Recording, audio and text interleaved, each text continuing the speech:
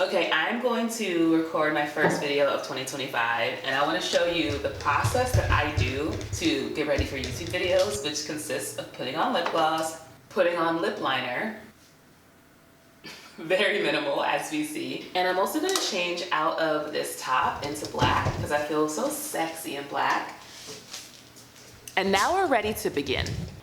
Okay, so in this video, the first video of 2025, I'm so excited. I first want to start off by celebrating some of my YouTube subscribers. I am not alone in having had some major wins in 2024, and I want to just pour some love on you all who are also out here creating and putting yourselves out there and overcoming your fear. So first off, first shout out I want to go ahead and give to Kai in real life, who says, I stepped out of my comfort zone time and time again this year. I allowed myself to be inspired again, and it feels so amazing. Small but huge to me. And I think that's so important to realize is this is all relative, the work we're doing, the creating that we're doing. So the things that might seem small to you, or maybe small to someone else, are a big deal, right? If they are a big deal to you, then full stop, they are a big deal, right? And especially this point about allowing yourself to feel inspired again. I just finished a 30-day challenge, and one of the things that challenge helped me do is essentially like force me to be inspired again, because I got bored making the same kind of video again and again and again. You know, when you plant a seed in the ground, in the soil, and you water it and it gets the sunshine and gets the nutrients, it can't help but grow, right? So if you are a creative person and you put yourself in the soil of having to be creative, guess what? You're gonna grow. So I really wanna celebrate you and congratulations on what you've achieved. Next we have becoming Mika. So they say I am believing in myself more and allowing myself to act on the ideas I have despite any fear or negative self-talk. I think it's so amazing that you reference this negative self-talk part, because now that I'm really hyper attuned to it, it's so easy to notice the way people just speak ill over themselves. And it's second nature to them. It's literally like a habit of speech.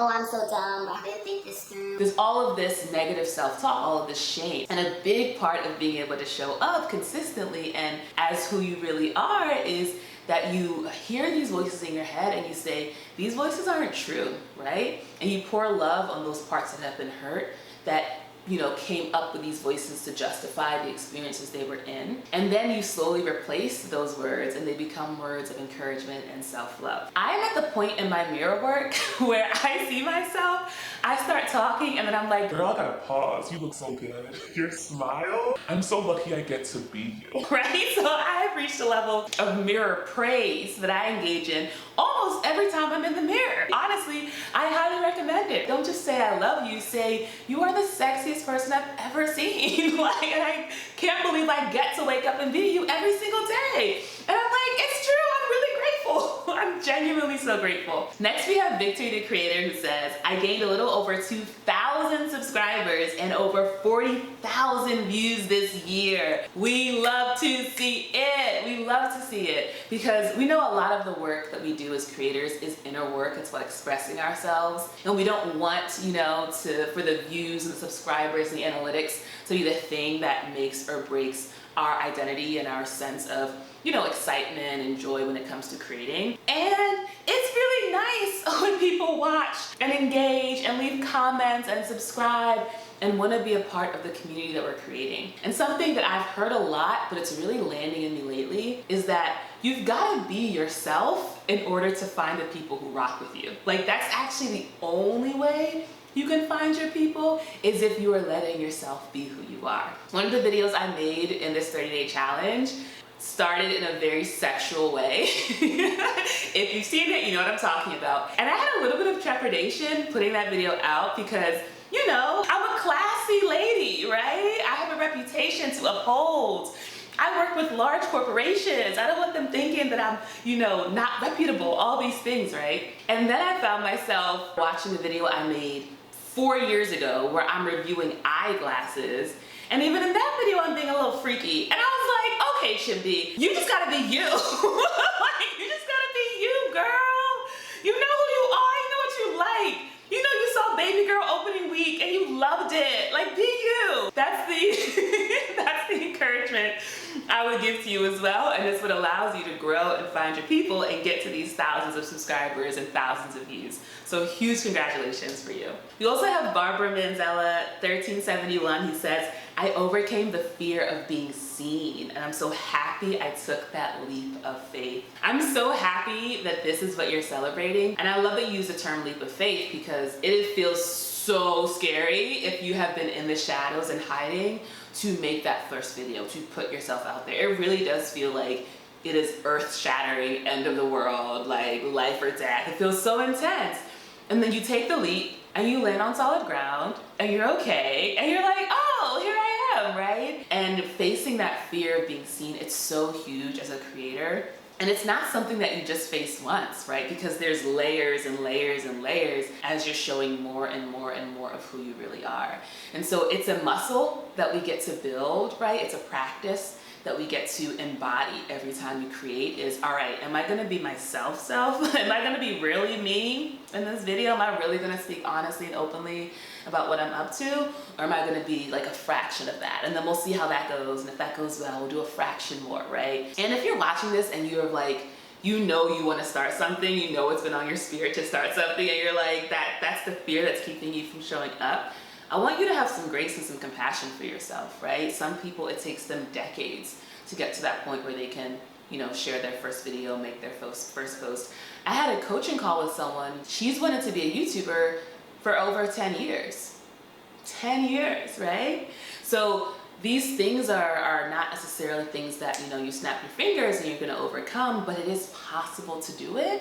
And that's when we do things like reach out for support if we need it. It's Editing Chimdi. So I just want to quickly pop in to say that I actually created a free video mini course to help you if you're one of those people who wants to launch your channel this year. It's called 0 to 20K Building Your YouTube Creative Strategy. And it's based on this workshop I made where someone attended it. They wanted to be a YouTuber for over 10 years. They attended this one workshop. 2 days later, their video was live. So it is possible, all right? There are no excuses. It's totally free. You can watch it here or linked in the description. Back to the video. And then finally, we have the Fallon Dynasty who says, I am winning every time I get one view from a stranger and bonus wins for every like, every comment, every share, and every subscriber. Hashtag winning. When you can appreciate every single engagement and every single interaction, that's how you know you are on the frequency of abundance, right? Because you aren't in this state of lack of, well, okay, I got 5 views, but I really wanted 5,000. Or I got 100 subscribers, but I really wanted 1 million.